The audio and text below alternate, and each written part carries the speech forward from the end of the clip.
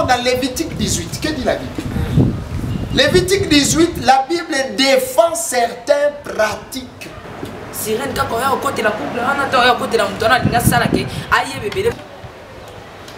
On est comme Makambo ya Bamboa, Makambo ya Meme. Mais Bible, on le Bible, la nature va vous enseigner, non? Tant que vous changez voix, vous êtes à la film pour au moins nous tous choisir sexe à tenir nos coins moi. Yo peut bander comme mec. Sirène aïe.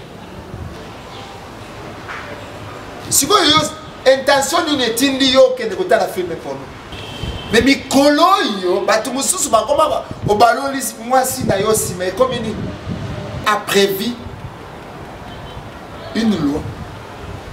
La manière dont un homme et une femme doivent se reconnaître, doivent faire des relations sexuelles. L'homme doit regarder sa femme en face et la femme doit regarder l'homme en face. Exercice. Ça va passer 5. Ouais. Si on a tout na yo quand exercice sur la caméra. Pour ébimate que parce que moi ça zo tatonné ay ba ki ma ko te yo atali penda caméra pour ba sala ki yango. Exercice yango yo zo kata émission. Exercice ko sou ki c'est émission oyo yango yo.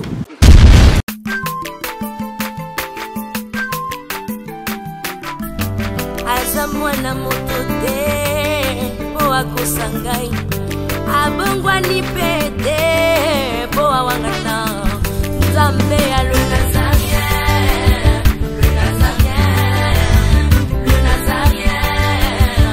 David Nzamba ayebana kitoko koma mokondima atako babakola ki mafuta na mosakolima lelo ya yo bolingo ebateli le nazarien Pamboli oye mona na katempeni mama kantelobi Kola pie mapapu masopi mafuta Toko kisi ena elongo na nzambe oyo babenga na makomi Jésus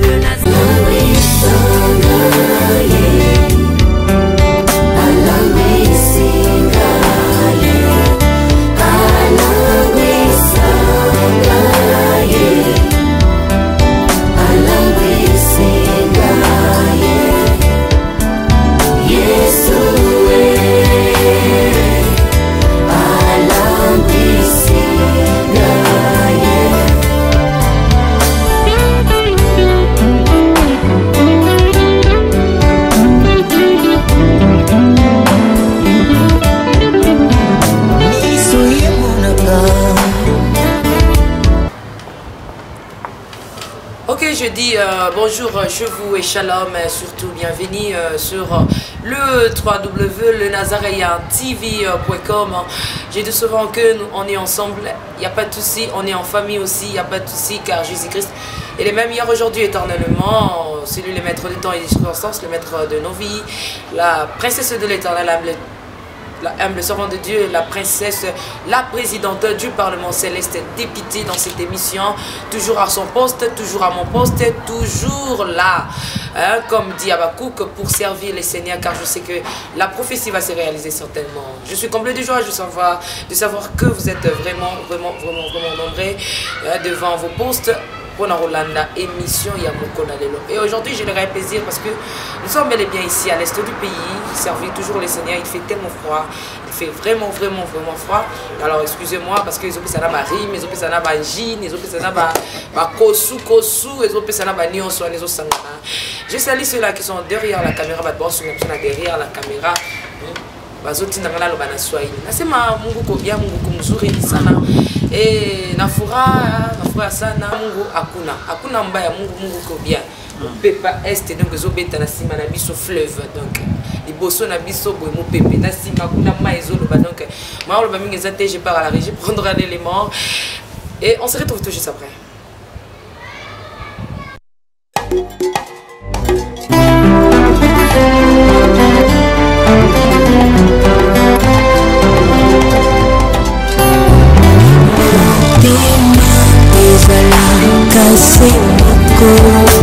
Bapisaka na moto yo mingi ngana zinga na pesa na basini kwezali kitambo kati ya mitema ezali ya moto ya oyo moto ekoki kopesa na bonzambe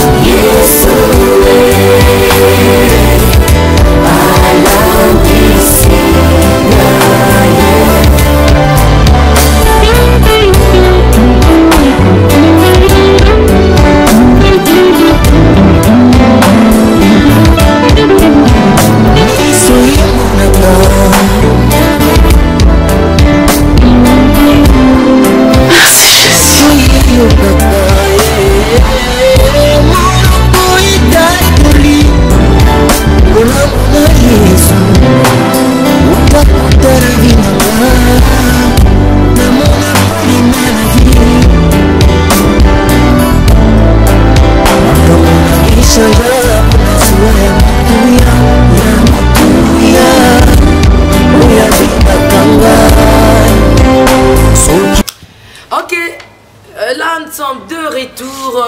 Nous sommes de retour sur ce plateau. Je disais tantôt que nous sommes à l'est du pays. Donc, sur le monde, donc, au silicaté, au Canada, nous sommes au est. Et puis, l'Afrique d'ici, des autres manettes en Europe, des autres manettes, c'est ici à l'est du pays. Toujours dans le cadre de Moussala, la princesse a son qui sont sous côté. Pour casser les Lanzambe, et je suis vraiment comblé à joie. Il y a Papa Moïse. C'est lui mon invité spécial du jour. Les gens nous ont appelés. Il faut papa dans ce témoignage. Beaucoup de complications. Je pense que c'était m'a fait plaisir à tous les habitants qui en France. Na penda kasana batoto ya France et ma pendo yangu na batoto ya France iko na panda batu ya les Nazaréens à Kinshasa, papa Ambroise, papa Moïse Piamé, et je suis avec papa Moïse Imani à qui j'ai dit nasema jambo sana Mungu ko bien. Mungu anakuwaka toujours bien. Bon, batu balisema seni kona sema na ma difficulté. Nazolo ba na ba difficulté. Eza difficulté. Juu ya nini tasema kana. Yebi koloba ko balanda yo na monde mobile. Témoignage ya boyo longola. Eza makasi, Satan peut rebondir. OK. Wana moyo loba ngo ndenge nyoso esengele roba moko ko bandaka ko kale ko biloko il faut ebima kaka. Mais la Bible dit qu'en réalité dans l'homme c'est l'esprit. Ce que nous avons l'esprit ni nous parce que l'esprit qui est en nous est plus fort que l'esprit qui te dérange. Voilà les termes. Vous savez, si tu continues à angle, le diable a plusieurs manières de combattre les gens. Et chez les diables, il y a ce qu'on appelle 72 dieux. C'est tout il est bien organisé là-bas. Là-bas, 72 dieux là, ils sont divisés en 9 groupes. Et dans 9 groupes, dans un des groupes, il y a des esprits là qu'on appelle les dominations. Les dominations font qu'ils doivent tout faire pour bloquer les 4 organes de sens là de l'homme. La bouche, les oreilles. Pour le battre aussi, ça m'a camouté. Mais je crois qu'aujourd'hui tu t'es bien préparé. Parce que la Bible dit dans Jean 3,16. Okay. Car Dieu a tant aimé le monde, il a donné son Fils unique. Enfin que quiconque croit qu'il ait la vie à l'éternel, enfin qu'il ne puisse pas périr. J'étais à moi quelqu'un dans l'enfer. C'est pour ça que je m'appelle les rescapés de l'enfer. Mais Nzamba longo lingaku. Lelo na gomi ko sale la yi. D'ailleurs, j'ai dit gloire à Dieu, nous étions ensemble à qui non? Que Dieu soit loué. Na mona gipe na studio à les Nazaréens, na lobi a Nzamba zwa lokumu. Nzamba pambola yo pe musika, ozwa studio munene na RDC, batu balanda. Lobola batu bazwa ma chaîne. Et comme ma chaîne mobima. Batou bon, on a profité de l'occasion. Si vous avez $1, $10, 100, Tindara paye pas maman Tiffany, Azwa studio à Mounen, attention vous avez 50 000. Ça va pas bon là. Et puis comme c'est, par exemple les bosso, na ya mapena mutazo ba souci na ya les Nazaréens mais ya était quoi 50 bon na poto poto en poche mais yo zo banza il va passer na les Nazaréens pour que et continuer œuvre continuer comme si on va que tout ça l'appel na yo. Et na yoga. Mutu na mutu azana ba alliance na. OK. Moi j'ai une alliance oyo Nzamba loba pona nga na yebi yango. C'est plus de 10. Tant on andimela Yesu. Yo poza na yo. Nga nazana souci batu lokola biso to lekaka na chaîne oyo. Batu na monde mobimba balanda ka mateya oyo Nzamba apesa tia na kati. Oyo za mateya munene. Nzamba tia omoni mutu okota na livre lokuna na monde à royaume de Satan. Siko yako bima okomi siko ndenge naza awa je suis un esprit fils céleste parce que soki nazalaki yango te na ngana bimisa makambo yo te mais il opezo comme ça babi ke bazon ndima te ke yo ko mosala la sorcellerie et comme ba lui ba lembi na bango ba ancien doki ba bae bino babi lokute le kimini ba bae ba pasteur ancien doki ba na posa ba yo kala bango Jésus pour kin doki na bino ezo bongo lisana ma sola Congo te na boite. Ceux qui balembi ba lokuta pe bazalaka na bao ya solo bazali. Ceux qui nazalaki ya lokuta na ngaki na ya na pesa appel de fonds pour nangai. Mais moi j'ai le souci que bato oyo bazali lokola ngai baleka na chaîne ya les Nazaréens yo pambola ma po chaîne ezala munene bato balanda ka makambo ya bas ya bo solo makambo ya lokuta te. Ici, je ne viens pas pour me vanter, non. Et chercher l'argent. Pour chercher l'argent, non. L'argent, c'est Dieu qui donne.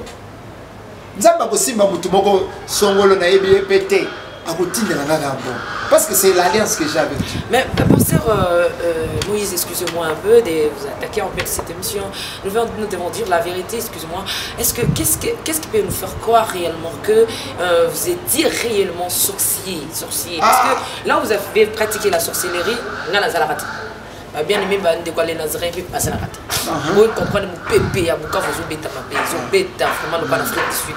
Donc, c'est pour tout dit, ma caca, bon, pasteur Moïse, ou lobby, peut balobi, oh, lobango, on a tatab. Donc, avec beaucoup de lacunes, c'est comme si vous avez l'alphabet, il y a Kindoki, on dit, on va bêter les coulisses, on va poser, on va bêter les coulisses, on va partir, qu'est-ce qui peut nous faire croire, accepter réellement que oui, cet homme était un sorcier et il a abandonné. Jésus là. Jésus lui a racheté, donc rescapé. Ah ok. Si les gens disent que peut-être je mentis. Non, ce n'est pas mentir, il faut bien nuancer les mots. Hein. Ouais. Hein? Si les gens disent que peut-être il est venu chercher, il est solo pour aller au Béthéla. Moi j'ai une famille. Réellement. Ma mère est encore en vie. Elle habite qui? Mes petits frères sont encore là. Ils peuvent demander. D'ailleurs, il y a des gens qui peuvent maman. C'est parce que moi, je maman. Le problème est celui-ci. Okay. Si les gens croient que nous sommes là pour chercher l'argent,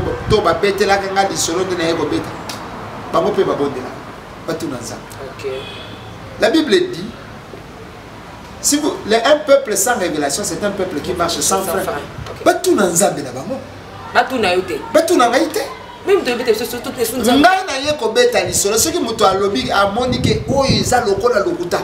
Qu'il se mette à genoux dans sa chambre, dans son intimité avec Dieu, qu'il demande à Jésus-Christ ce qui m'a appelé, comme qu'il l'a aussi appelé. Est-ce que cet homme dit vraiment la vérité? Mais vous savez que le diable aussi rôde tout autour quand il y a je ne refuse pas. Alors qu'il témoigne au mabé, parce que Moïse Gono a cosné. Jésus-Christ a robéta. Parce que Jésus-Christ a un souci. Il y a ici quand on a la Bible dit Dieu fait de tout son mieux pour que tout le monde dans ce monde ne puisse pas périr, mais que nous tous nous soyons sauvés. C'est nous-mêmes qui avons la tête de Dieu. Nous ne voulons pas comprendre de chercher Jésus-Christ. Mais non, pasteur Moïse, disons un peu la vérité d'une un peu. Et qu'est-ce qui est votre témoignage, donc, disons en général, vous les sorciers, les anciens sorciers, et c'est là qui n'ont pas encore laissé la sorcellerie. Il y a aussi des pasteurs qui témoignent, mais qui n'ont pas pratiqué la sorcellerie parce qu'ils avaient été là, qu'ils ne pas obéi. Maintenant, notre problème n'est pas là. Mon problème n'est pas là, mais le problème c'est que qu'est-ce qu'ils ont rapporté les missions dans Moka, par exemple, l'église, quand on témoigne, comme ça, ils ont manité, ils ont banni sa rabie, ils ont posé, ils ont passé, ils ont balé, ils ont volé, tout ça. Or, c'est lui que nous avons reçu et plus que c'est lui que vous aviez soi-disant servi. Vous savez, la Bible dit dans Osée 4, 6, mon peuple est péri parce qu'il lui manque la connaissance. Les versets ne se limitent pas par là. Les versets continuent à dire ceci. Si je peux bien les lire et que tout le monde va bien suivre. Ok, rapidement. Osée 4, 6. Je connais un peu ces versets, mais j'aimerais un peu bien les lire pour que tout le monde suive et qu'il entende. La Bible dit dans Osée 4, 6. Mon peuple est détruit parce qu'il lui manque la connaissance. Puisque tu as rejeté la connaissance, je te rejetterai. Et tu seras dépouillé de mon sacerdoce.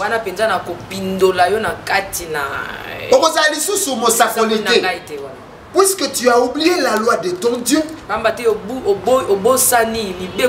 j'oublierai aussi tes enfants.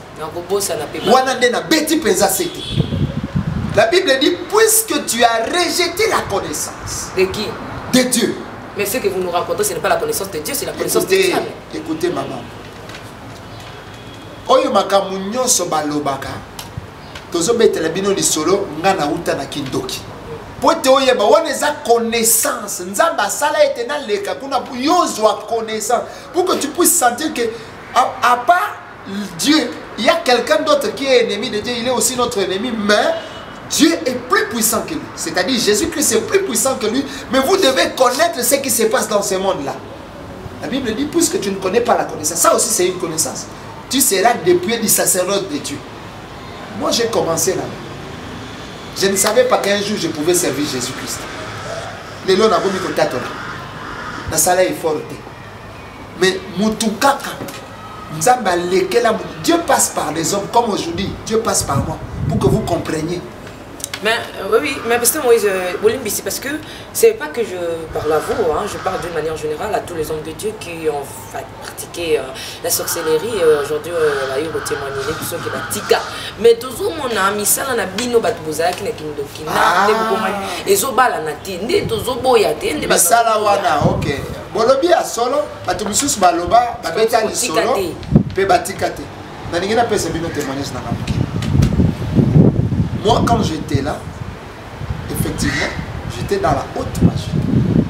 Il y a une différence entre la sorcellerie et la magie. Je vous ai dit l'autre fois que la sorcellerie, un sorcier, c'est un militaire qui n'a pas de grade. Mais un magicien, c'est un militaire haut gradé. C'est-à-dire un sorcier, vous avez un capitaine qui a des soldats qui les gardent. C'est comme ça un magicien. Avec un sorcier. Les sorciers, c'est quelqu'un qu'on peut envoyer faire les services de magicien. Moi, j'ai été là. J'ai gravi les gestions. Parce qu'il y a la différence entre la magie jaune et la magie blanche. Vous nous aviez déjà expliqué. J'ai expliqué ça. Maintenant, là où le Seigneur voulait que je puisse commencer, c'était pour aujourd'hui. Je voulais commencer pour bien nuancer. Les gens pensent que seulement... Oh, Yazaki Ndoki, non, il ne peut pas changer, non, il peut changer. Moi, je ne suis pas là pour l'argent. Moi, j'ai payé un prix. Je ne viens pas faire de la farce ici. J'ai payé un prix. Si je vous dis que j'ai payé un prix, ma femme peut même témoigner. D'ailleurs, vous êtes mariée, oui, je suis marié. Je suis marié. C'est ma femme. Il passe à notre époque. Elle passe à Nangaïté. Moi, c'est un jour de la cérémonie de mariage. Moi, c'est Kitoko Yayumo. Yanga Moko, Nazana, moi, c'est mi balete. Nazaka na Moko. Donc, on a pas besoin de non, je peux avoir des chemises et bases. Non. Ah, des chemises comment? Ah, bazo, basi, le rôle de chemise, il peut avoir 1, 2, 3, 4. Il y a aussi des femmes des ministères. Hein. Non, non, il y en a pas. Femme de ministère. Non, non, non, c'est ma femme légitime. Il y a accompagné à place, il y a mais les messieurs, il y a photo ça. Pas de problème, Babi, il faut qu'on aille à Jérusalem. Oui, d'ailleurs, là où il y a Naïsa qui a témoigné. A témoigné. Avant que tu d'accord, merci beaucoup. Avant, il y a famille, photo madame. Problème exact. D'ailleurs, elle-même peut vous dire comment elle me prenait, comment elle m'a vu. Parce que, Maman, je vous ai dit l'autre fois, j'étais le représentant de Lucifer sur la terre. J'avais 5 sirènes, un serpent noir. Et ça, histoire, c'est une vérité. 5 sirènes. 5 sirènes. Je vous ai dit, à Bukavu, il y avait des hôtels ici. Les gens connaissent les bars à Las Vegas, Batouna PXL, Batouna Calbo. Et Zarakawa, qui viennent, qui demandent à Bukavu si. Les places coopérées. Là-bas, on me connaissait comme un colonel. Je vous ai dit, il y a 2 catégories de sirènes. Il y a la sirène consciente et il y a la sirène inconsciente. Je voulais aussi expliquer aux gens pour qu'ils puissent connaître. Comment on peut connaître quelqu'un qui est possédé par la sirène? D'accord, on y va, parce que c'est ce que vous aviez préparé pour aujourd'hui. Oui, comment on peut c'est la continuité du témoignage de Pasteur Moïse. Pasteur Moïse, Imani, voilà, c'est son nom. Et la continuité aujourd'hui, il va nous parler comment connaître par rapport aux sirènes. Comment tu peux connaître que tu es une sirène ou bien sirène, conscient ou inconscient. Inconscient. Voilà, à vous la parole. Bon, les sirènes là, ils aiment beaucoup les films porno. Ce sont des lesbiennes. Si tu vois une femme lesbienne, il y a des Azana Molimo sirène. Ce qu'on est homosexuel, Azana Molimo, parce qu'il y a des sirènes mâles, il y a des sirènes femelles. Ah bon? Oui, bazar. Mais pourquoi tu as mis ça sirène à Zara? Nous sommes mis balés. Sirène mal. Moi, je bénis beaucoup Dieu. Je ne savais pas qu'un jour je pourrais servir Jésus-Christ. Je lui dis merci pour c'est ma fierté. Parlez un peu fort. C'est ma fierté de servir Jésus-Christ. Les gens disent que je viens chercher l'argent. Non. J'ai payé un prix. Je vous ai dit, je suis passé par des souffrances atroces. Paul Lelona Komandenge Naza. Jésus qui a payé des prix ou bien c'est vous? Écoutez, la Bible est claire. Jésus a payé pour nous. La Bible dit, l'homme sèmera ce qu'il aura. Il moissonnera ce qu'il aura sémé. Moi, j'ai moissonné ce que j'ai sémé.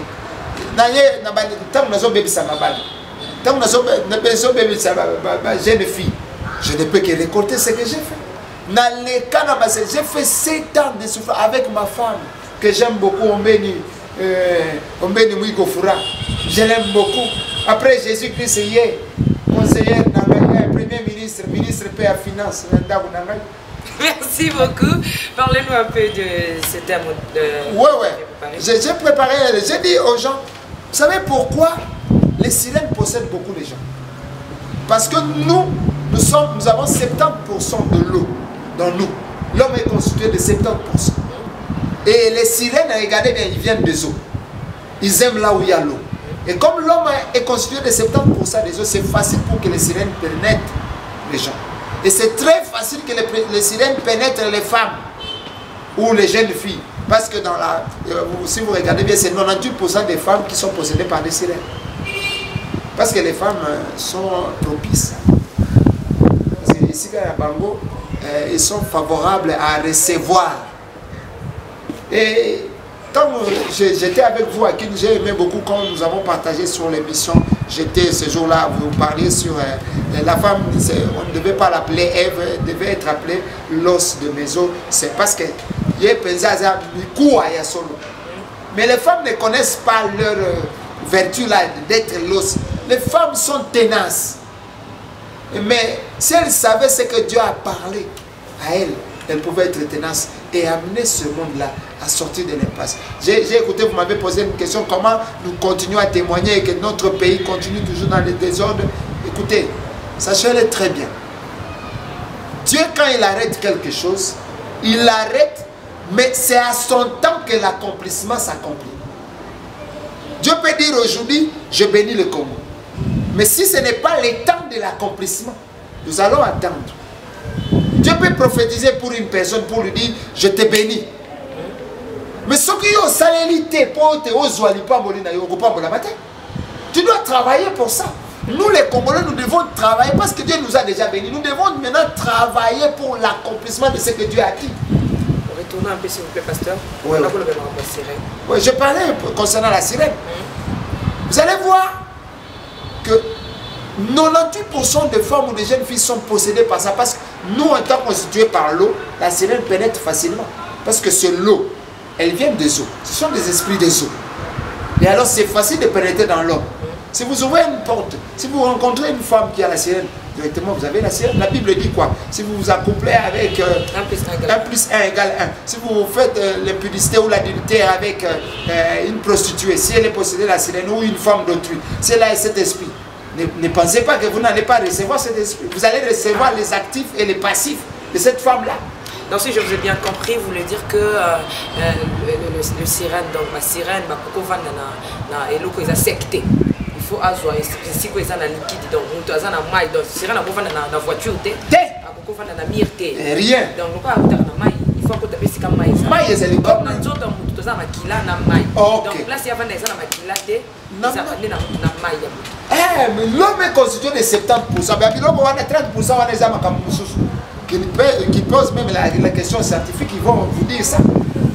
Loana la sirène a ya fandi po ya ningaka mai. Ya ningaka mai ya fandi na ye na kati wana za à l'aise. Yenda ko bana ko salisa yo ba bisali loana ya mabe. Okomona quelqu'un qui était normal, il commence à suivre seulement des films pornographiques. Na butu ye moko na ndako za wana zo la da. Otuni likamrine, il est à l'aise. Wana za déjà possédé l'esprit sirène. Homosexuel. Il était normal, mais curieusement, il devient. Il est homosexualité. Mais cet homme-là, il aimait les femmes. Comment se fait-il que. Esprit wana sirène se fandi na kati na. Sirène mala fandi na kati. Okomona mobali akomi koluka mobali. Ikamuni no, mais sirène mala koti na kati na bango. Il est déjà possédé par cet esprit-là.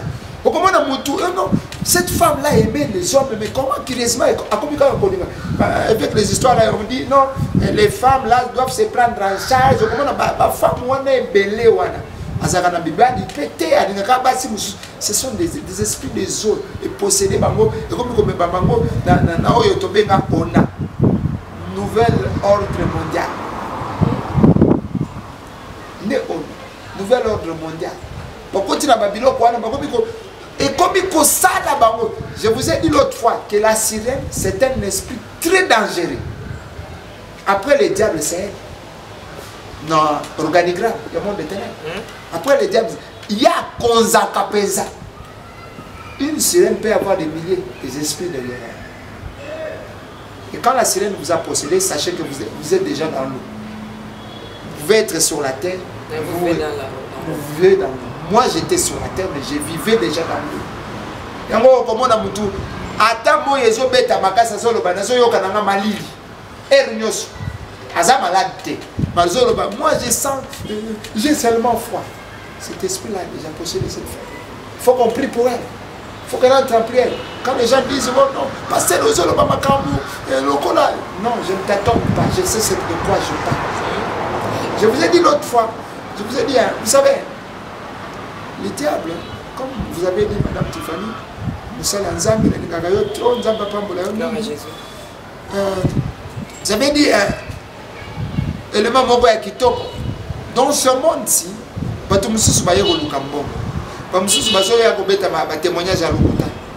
c'est bon, on va continuer, mais un jour, jugement vous allez courir. Moi, je ne suis pas là pour ça. Moi, je suis là pour que Dieu sauve ces milliers des âmes qui sont en train de crépir encore dans le monde des ténèbres. Parce que ceux qui m'ont toisé dans le biloko à Satan, c'est quelqu'un comme si on a... Vous savez, la Bible dit, nous qui sommes de Dieu, la parole de Dieu nous bande les yeux. Et les diables aussi connaissent cette parole, ils bandent aussi ceux qui sont dans ce monde-là. Nous, la parole de Dieu bande nos yeux. Au lieu de voir autre chose, nous voyons la parole de Dieu dans nos yeux. C'est comme ça que je vous ai dit quand je suis venu. Priez, quand vous priez beaucoup, vous avez beaucoup plus d'onction, mais vous avez beaucoup plus de combats parce que le diable va vous attaquer. Si vous priez beaucoup. Si vous priez seulement beaucoup. Mais si vous priez beaucoup et vous avez la parole de Dieu dans vous, le diable sait qu'il va dire aussi, il est aussi écrit. C'est comme ça, moi je dis toujours à ces gens-là qui me disent, mais le pasteur là est en train de tâtonner. Aucune personne, aucun occultiste ne dira le contraire de ce que je dis maintenant. Cet occultiste, c'est jamais, dites-lui de prononcer cette fois le nom de Jésus-Christ. Il ne va pas prononcer. Ah, mais pasteur, je ne sais pas ce que vous voulez dire par là, parce que dans nos églises, nous avons des pasteurs occultistes. Je ne refuse pas. Ils citent même le nom de Jésus. Non, Jésus. Vous savez, Jésus, c'est un homme. Mais Christ, c'est le Messie. Yoshua Amash. Le roi. Celui que Dieu a envoyé sur la terre. Est-ce que mon toisin dans le monde doit n'avoir parce que pour nous, ce qu'on a combat Jésus-Christ, on n'a pas fou comme 5 minutes. Mais papa, Bible le bin, tout le monde a commis le biboy. Quiconque, même un sorcier. Invoquera. Même un sorcier, un occultiste, un quoi là, invoquera. Bible le bin, lorsqu'on cite le nom de Jésus, il sera d'ailleurs sauvé. Dans leur atteinte, on il a gagné. Pour ce que tu me dis, oh mais parce que tu m'as pas quitté maintenant à cette fois comme moi Jésus. Tu en étant en temps, on commence à la sauver. Mais on va dire que tu es sauvé. Oui, on a qu'on fout comme parce que c'est le nom qui a été élevé au-dessus de tout nom. Il faut n'avoir fou comme on a. Parce que c'est ce nom-là qui sauve. Il n'y a aucun autre nom qui sauve. Simon qui m'a vous sauver. À coup fatigué, est-ce que c'est assez quoi? Mahomet, est-il qu'il peut sauver quelqu'un? Non. Ils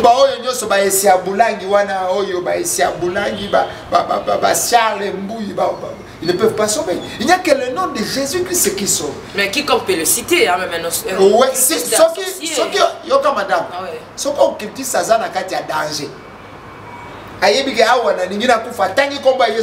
Jésus-Christ va les sauver directement.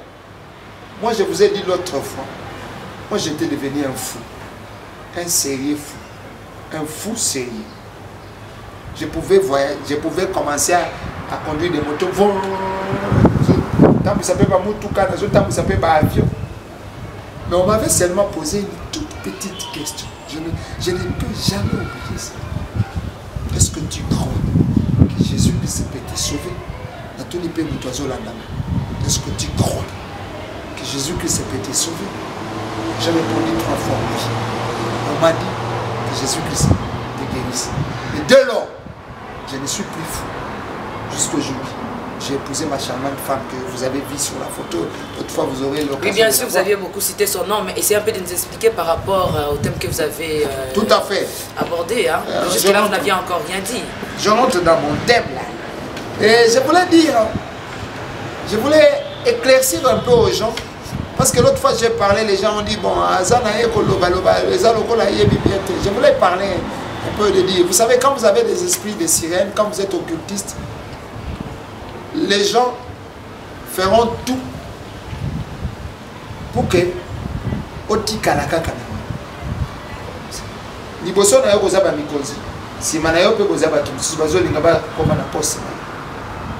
un occultiste, il a une ligne de conduite à prendre.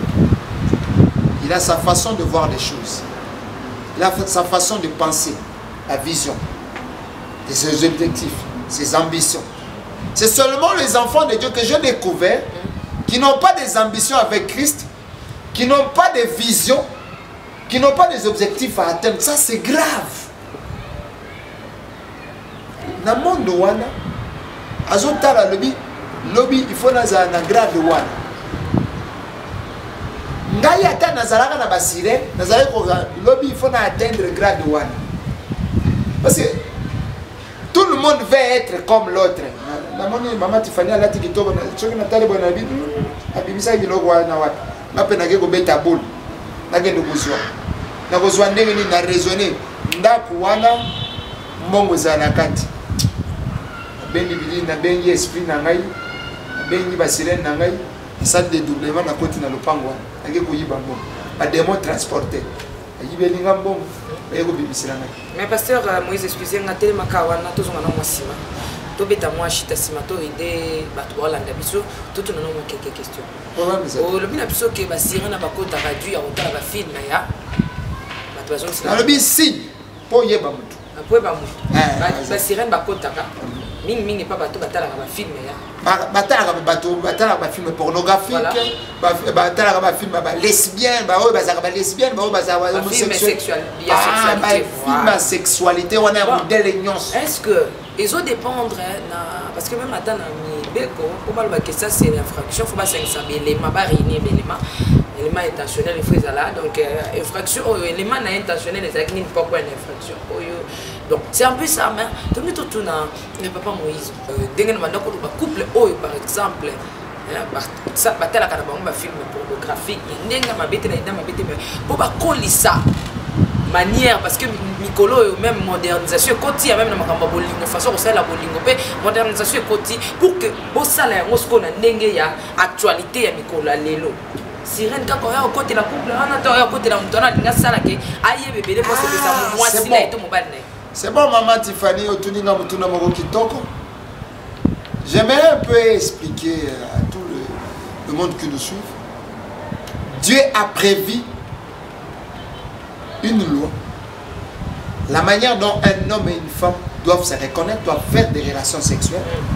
L'homme doit regarder sa femme en face et la femme doit regarder l'homme en face. Mais mikolo yo batu mususu bakoma obaloli moi si na yo si mais comme ni et comme tu ni question na ça. Tena na tuni yote na tuni bango. Et comme ni wana comme makambo ya bambwa makambo ba meme. Mais Bible a le la nature va vous enseigner non? La nature doit vous enseigner au moins la nature faut enseigner bino. Mais nature est monisi biso que makambo changer. Yo maman na ningine expliquer ce que malamu. Tango baluli mwasi na yo sima, ça devient ce qu'on appelle l'onanisme. Là vous faites entrer des géants. Nakatia vie na vie, nakatia couple na vie. Tango yo changer voix. Vous êtes à la film porno. Au moins le mutu biso choisi sexe atteint dans noko ya mwasi. Yo pe bandi ko mec. Sirena yi. Il va venir. Ce n'est pas la voie que Dieu a prévue. C'est quand même raisonnable. Mais au que la Bible est un moment où elle n'a pas si moto à Konza. Allons dans Lévitique 18. À Konza. Mais papa Moïse, donc il n'est qu'à par rapport à la Bible.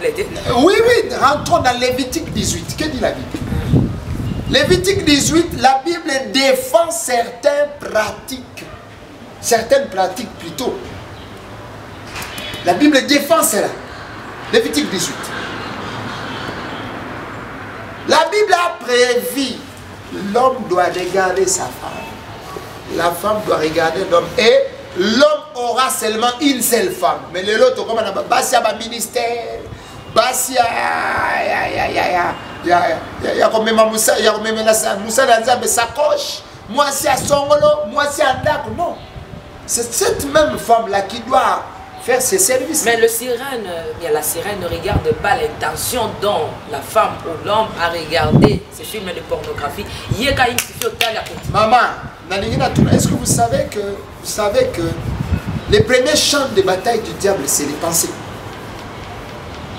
Le premier champ de bataille, écoutez, la guerre que nous avons, nous, tout le monde, je parle de tout le monde en général, les personnes, les êtres humains, ils ont sur la terre, la première guerre, c'est les pensées.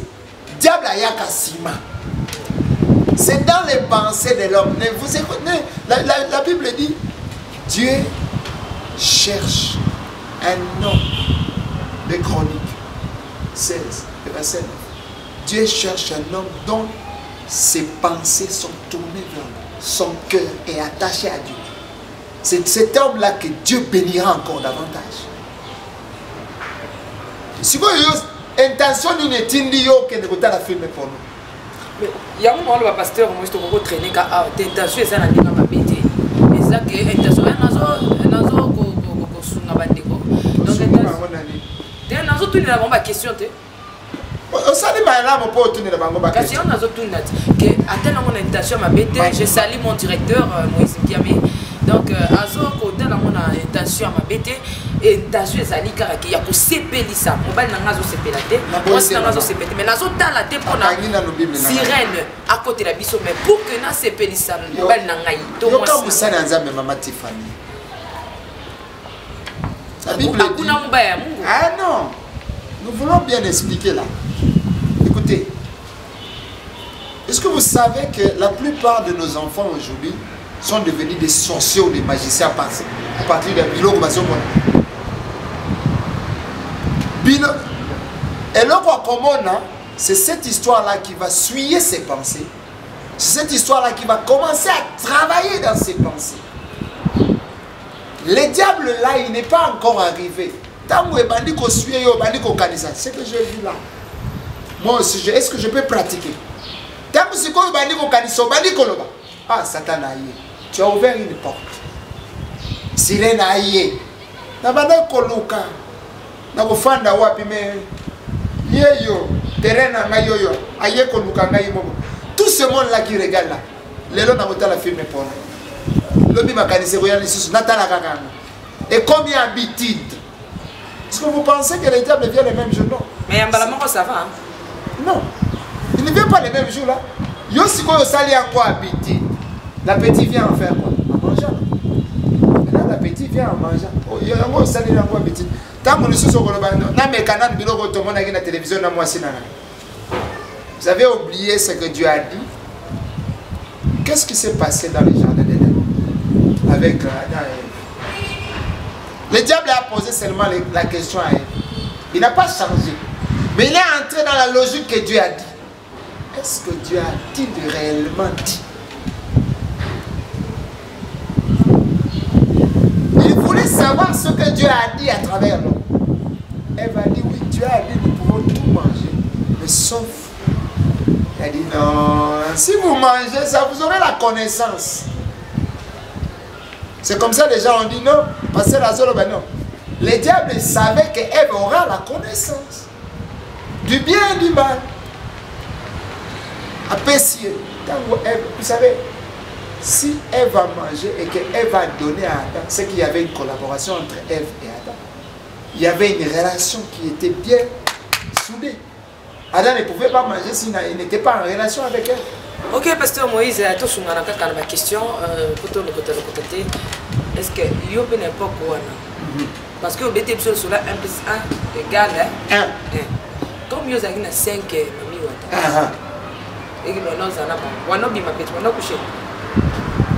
là na bango ezalaki lokola mwasi na mobali na ndako bango bakotika ngai soki moko alingi alala na ngai akotika ngai ti amoni aza satisfait amoni lisusu naza na makasi te atiki ngai. Mais bino mo bandoki basie sorcier mo ba ke non bazaka jaloux c'est pas facile. Mais comment ils vont gérer bango 5 bango tout ba otosa yo soka ko lembi ndemba ke bazone ndima bango bazana na bango 5 moi si mon côté vivant a rolinga kaza na mibali 5 mo ba miye ba ke to kuta na 5 na ebita mo ko zala ba to ba côté kuna ba l'autre là mais sirène no ba boyebisaka biso bino moko ki bazana ka jalouse ba no ndima. Parce que vous avez un ancien bogaro, maman, c'est une très bonne question. Vous savez, je vous ai dit, si quelqu'un est chez Dieu, il y a des alliances avec Dieu. Si vous êtes aussi chez Satan, vous avez aussi des alliances. Tant que Mati n'a expliqué en gros la bagrade, tant que vous avez échelon, on va vous coller quelque chose. Si vous avez échelon, nakokendeka ka epa ya maître oyo te bon mentor oyo moko te okozala ba mentor ozolinga oza makasi lokola tele omonaki tele azaka boye omonaki tele azaka boye yo pe oke koluka lokola tele ntango oke na ndako wana bayebisi yo condition ntango gravir échelon oyo te bayebisi yo zwa mwasi oyo yo okomona lie lokola mwasi parce que elle apparaît physiquement. Soka koti na mainde mukile ile. Misoka zana mukile oyo okomona ye mutu. Exercice. Mutu penza. Ah oui, mais parce que moi c'est comme qui tapona lelo to continuer dans la sujet oyo. Ndingo lobiki au mone lokola mutu. Moi c'est télé mi penza. Ba mentor non na 5, ba pesa ko ba 5. Ouais. Sur la tourna yo ka exercice sur la caméra. Pour ebimate ke parce que moi ça zo tatonner ay ba ki makoma côté. Te yo atali penza caméra pour ba sala ki yango. Exercice yango yo zo kata émission. Exercice ko sou ki c'est mission oyo yango yo. Na sur l'exercice sou te pour bon dire parce que Moïse asalela ki ndoki. Azaki na 5 5 sirène. Ok. Il y a les bosses comme les acquis. Ah, maman. Yo comme que tu n'as pas ici pas combo. Oh, pasteur. La sirène, bah ça n'a pas combo. OK. Il y a les bosses combo. Maman Tiffany a zaka kitoko hein. Oh. Ça rappelle ma question pourquoi ma tata. Mais pasteur Moïse, examen en pour que OK. Examen hein. Il y a kitoko. Il y a kitoko. OK. Bon. Parce que Moïse a na base sirène combien? 5. Il y a le bosso comme les Nathalie. Il y a mi balé. Il y a pesa ba kombo nyos. Mama Il y a le bosso Nathalie. Na lobi boto bandé parce que Nathalie. Parce que Moïse a na base sirène combien? 5. Il y a le bosso Nathalie. Il y a mi balé. Mami. Il y a mi sato. Oh Karine. Il y a 4, il y a 3. Na combien déjà na 3 yo? Il y a le bosso. Nathalie. Il y a mi balé. Mami. Il y a mi sato. Karine. Il y a 4. Oh, Henriette. Oh, Henriette. Il y a 5. Il y a 5. Il y a Moko Mokonzi. Marie. Catherine. Il y a Missa Tolbaki Nani. Il y a Missa Tonalobaki. Karine. Ah. C'est bon. Karine. Il y a Mi Balé. Il y a Mi Balé dans Lobaki. Nathalie. Ah, Nathalie Zaki est Bossot. Il y a Balé Mami. Merci beaucoup. C'est ici que nous soutenons. C'était juste l'ambiance de cette émission.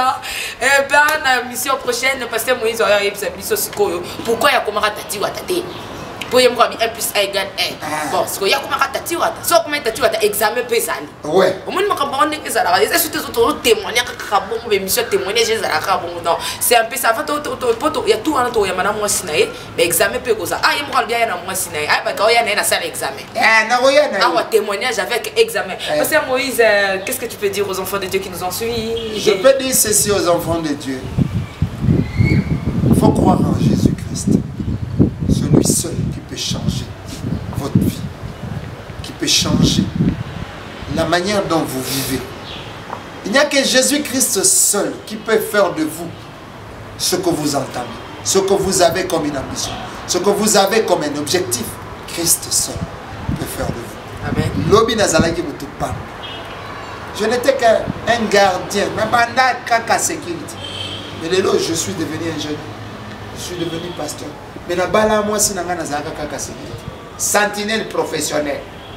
Mais là, on a comme ingénieur, là, on a comme pasteur, là, on a défenseur des droits de l'homme, partenaire dans mon mission. Aujourd'hui, je suis devenu un aspirant disciple, j'apprends tous les jours avec Jésus-Christ. Je suis à l'école du Saint-Esprit. Merci. C'est tout. Il y a Souka. Oh non, le pasteur là. Peut-être. Non, écoutez. Essuie, non, moi, parce que vous Essuie. Parce que Moïse, au moins, je vais commenter à soir à Bisso. Essuie makasi. Parce que. Vous commenter dans le ticket mission. Mais tant que soit pasteur. Au moins, essuie comme qui a beaucoup commenté qu'à son tâtonner. Essuie makasi parce que vous avez plus confiance au menteur qu'au sérieux. Qu'au sérieux. Je vais vous donner quelque chose de très essentiel. Il y a deux choses des péchés que les diables aiment que les gens fassent. Le premier, c'est le péché grossier. On a des chrétiens belés, qui m'a donc on a impudicité, adultère. Il y a mis balé et ça péché léger. Tu auras vraiment la légère. Et ça a le mensonge, égoïsme, manque d'amour. Je connais que manque d'amour. C'est le manque d'amour. Merci, bon, ça le manque d'amour, c'est pas bien. Vous voyez, donc, ce que nous avons risqué, il y a bien fondé, il y a fondé à y a catholique qui beau d'amour au Saranate. Au moins, je suis pasteur, yo commentaire Kakawana. Fais ça avec beaucoup d'amour. N'est-ce pas ça, le pasteur a détecté à moi encore Azali défenseur, il y a droit de l'homme. À l'objet, donc, il y a droit de l'homme, Azali manque d'amour. Manque d'amour. Ça manque d'amour qu'on commenter pour ma belle émission. Manque d'amour. Comprenez que parce que moi, ça m'a dit donc on va aller boy. Moi, bateau va l'obaraté. Sur le lobby, ça est mini. Un mot à tâtonner, un mot. Tu vois, parce que ça les forêts, je m'assieds à dire que lobby ça biso. Ce que tu l'obaka, un mot qu'on est tout le monde à net. Donc c'est un peu ça. Donc tout ce qu'on a mis à Sungabiso, donc c'est un peu sans moi Sungabiso. Bien moi qui l'on a CP ba sirène ya pasteur Moïse bana ba kombo na biso kana mukila heureusement Tiffany azate kuna Nathalie Marie Karine te Marie te mami Karine Nancy Henriette ah ouais Henriette nana Marie Catherine. Ah, bon qui bino moko. Bamso ya ka office so kuma sirano mi cantaresa kamana de. Pourquoi tu me kakazaka na sama mais pasteur Moïse a simplifié ngo. Mami Karine. Mama kombo wana boye ba. Ya monde sou qui c'est mission pesa biso ba remarque ba critique na yo so que c'est pétition. C'est pétition comme la biso. Hein moi ba na ndenga bali makasi. Donc moi on est dans en Afrique du Sud. On dit dans en France. Gloire à Dieu. Donc l'émission il faut notre échappe parce que personne a des gens à Angine personne a donc on n'est pas la vision de la pesa biso climat qui toko ya mozo mwana kangami na ngaya na kangami na kotikala mais si quoi na yebisi ba téléspectateur boti na ka mbongo hein to fongo la studio à maman Tiffany les Ariens bon bana molanda pasteur Moïse cha jamba pambola bino merci l'homme de Dieu.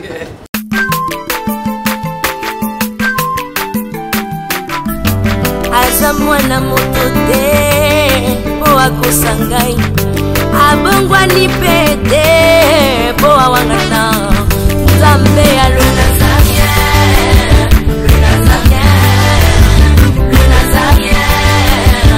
David Nzamba ayebana kitoko koma mokondima atako bapakolaki mafuta na mosakolima lelo yayo bolingo ebateli le Nazarien lipamboli oyo emonanaka te mpeni mama kanti elobi